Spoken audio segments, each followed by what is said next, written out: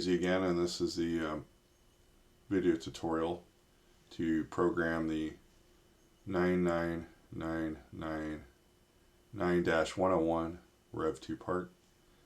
And we're going to start off with planning. If we look at our drawing, the challenge on this part is not so much the modeling, it's the setup. So the purpose of this is for you to go through a 3 setup part and make sure you're holding the tolerances to the datums. We're also going to be learning how geometric tolerancing works with the position tolerance on the holes and the basic dimensions. So that will be part of the inspection, part of this project.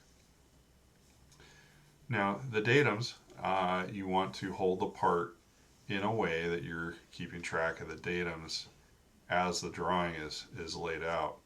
So for example, this A with the symbol here is the back of the part. That's the primary datum.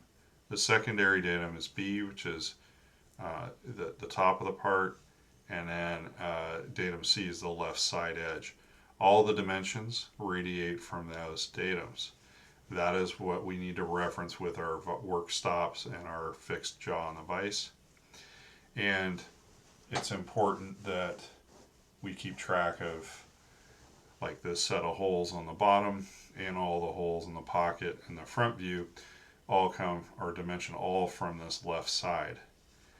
So we want to keep, and we also have a plus or minus 2 tolerance from the back. So we want to make sure that face stays against the fixed side of the jaw when we're cutting the slot. Now the slot is only tight tolerance in one direction. It doesn't matter right to left. So when we're flipping this, it's less important which side datum C is touching. But it is critical for the whole pattern. So I would suggest that we have a tight tolerance here. We'd have the slot. It doesn't matter which edge at this point touches the stop. I suggest we do that first. Then we do the set of holes, and then we come back and cut all the features on the face and the steps. And the reason to do the steps last is for the end ops, it makes clamping on this simpler. It will have a full block of material there until the very end. All right. And to maintain the tight tolerance with this wall of the slot and the back of the part, which is 2/1000ths, I suggest we do that first gingerly. It doesn't have any references in the other axis, so at that stage of the part, this is datum C, this is datum B, and the back is datum A. So we try to control as much as we can with those going against fixture surfaces. So the back for the first operation would be against the fixed jaw of the vise. You would use a vise stop on the left so that after this is machined, you can just keep rolling the part. So, and then we would then flip the part this way. A will be facing the movable jaw, but the tolerance that is afforded for these 2 holes to this back wall is a position of 20,000, so it's fairly loose. We should be able to hold that provided the blank was cut to tolerance. And then we'll lay it down like this to do the final operations. And that way all the datums are as shown in the drawing. We have some considerations to make. We're going to be drilling these different hole patterns, and we're going to select a drill bit that can do them all and then come back with reamers specifically for the close tolerance holes. And so part of this tutorial will be building those tools up. Alright, well, let's get started. Since we've planned this out, let's go ahead and import our vise and set it up for our 3 different instances. Okay, so let's bring in our first instance of the vise.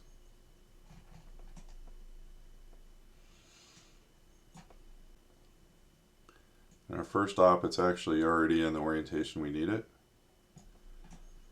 Rotate our view.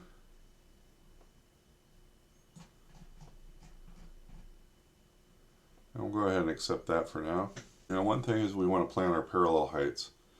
So we don't want to hold this part vertically like this, held that way. We're going to make shorter parallels. So to do that, we need to go into this model and modify that. So we should be able to go and open both the rear jaw and the front jaw instances. We'll open the bodies, and we should see parallel 1 and 2. So if we highlight that, we can see where it shows up in the assembly. We're going to pick on the vise, and we're going to edit. And we want to change the context. Right now, if we just make changes, it's going to change everywhere this vise is used. We only want it changed for this one instance of the project. So we're going to go to this pull down menu. It says associative, and we're going to pick non-associative. And so this should allow us to modify the parallels without modifying a different version of the vise. Okay, so if you wanted to, you could rename this op1. But anyway, we're going to go down to this first parallel here, and it's highlighted back here in the tree for that component.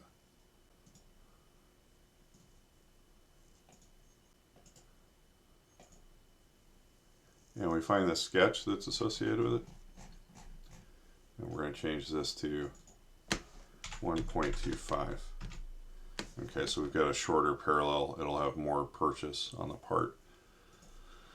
We duplicate that with our second jaw. So let's close the rear jaw and open the front jaw, and we go to highlight the second parallel, which you can see it here on the feature tree, and we're going to expand the sketches associated with this model, and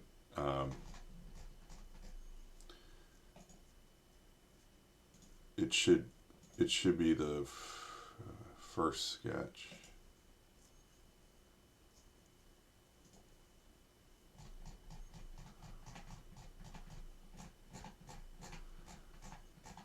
Okay, and we're going to change this one also to 1.25. So it's important when you run your program, you put the right height parallels. You want to put this in your setup information.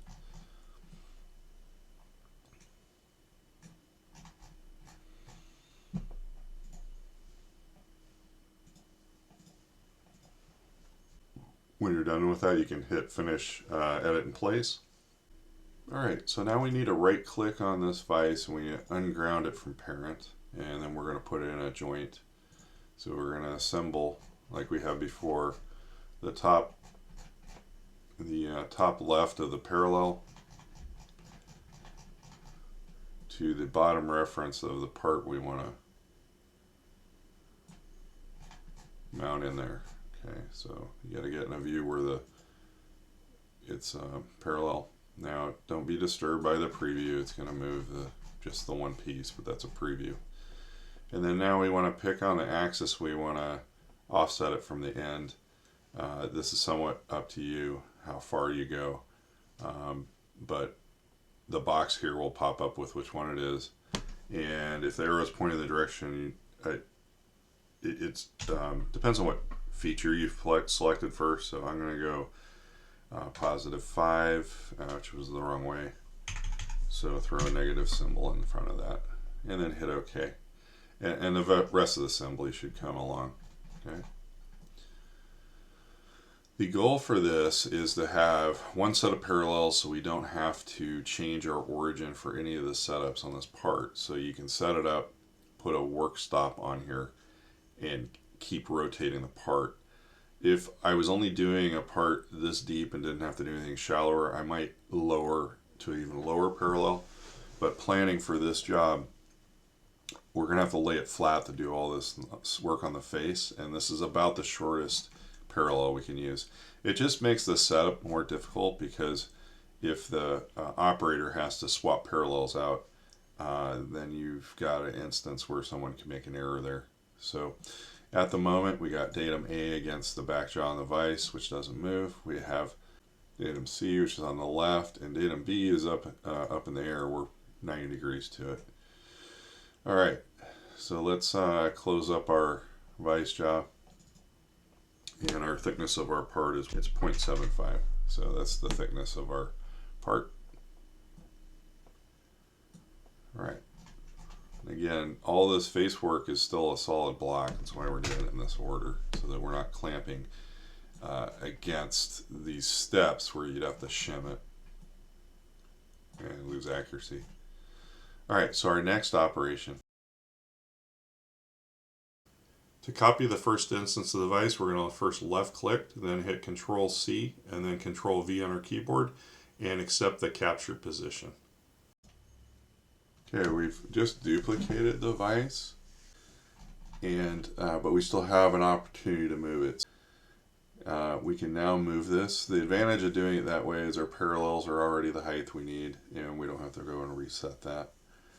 Okay, so for our next operation, we're going to be flipping the part over 180 degrees about the x-axis. So we need to rotate this vise 180 degrees, like so. And let's place it up here. And just so we don't have confusion, let's make the other vise invisible. And then we're going to spin around like this, and we're going to hit OK. We then are going to do a joint again by the top of the parallel.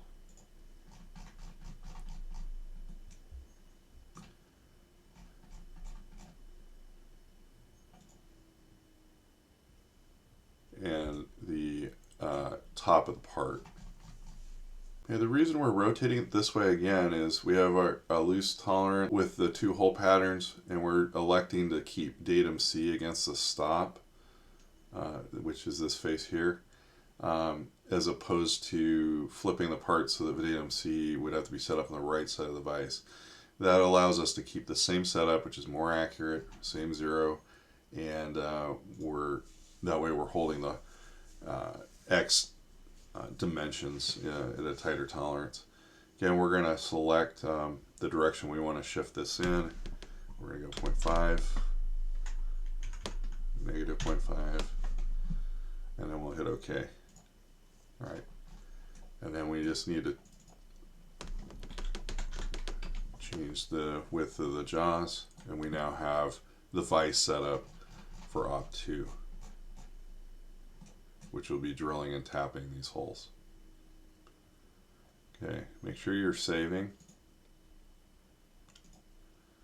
All right, now we're going to do one more copy and paste. So you're going to highlight the vise instance 2. We're going to copy, Control C, Control V. We're going to capture the position. Okay, again, it makes the copy in the same place. Let's hide our original, and we're going to rotate the vise 90 degrees for our final operation. Let's hit OK. Now our datum comes to the front view. So we're going to use the joint command. We're going to go to the same corner on the parallel and back to the left corner.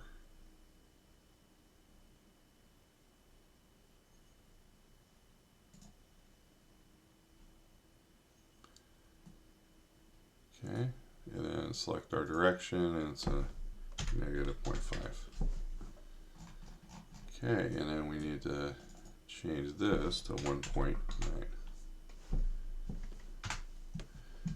Okay, so now we've got our operation on top of the parallels for its final op.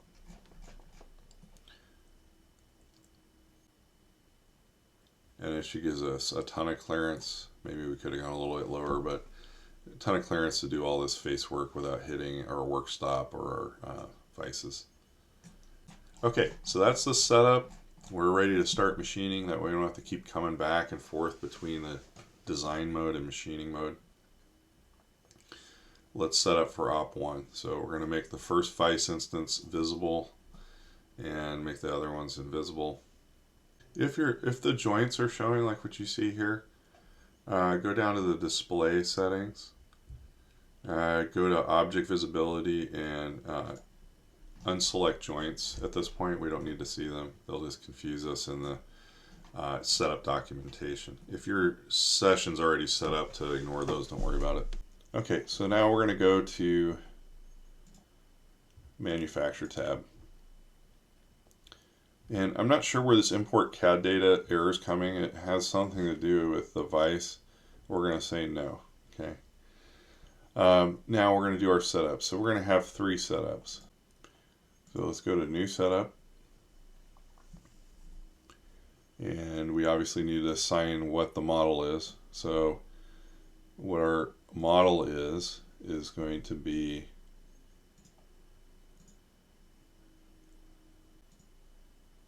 we're going to open models, the part, bodies, and select body 1, which is the actual part model. It's trying to, by default, take everything in here as the model. Okay, so we're going to then go to stock, and at this point our stock is the blank we had. So you can just say you can say relative size box, but then we're going to put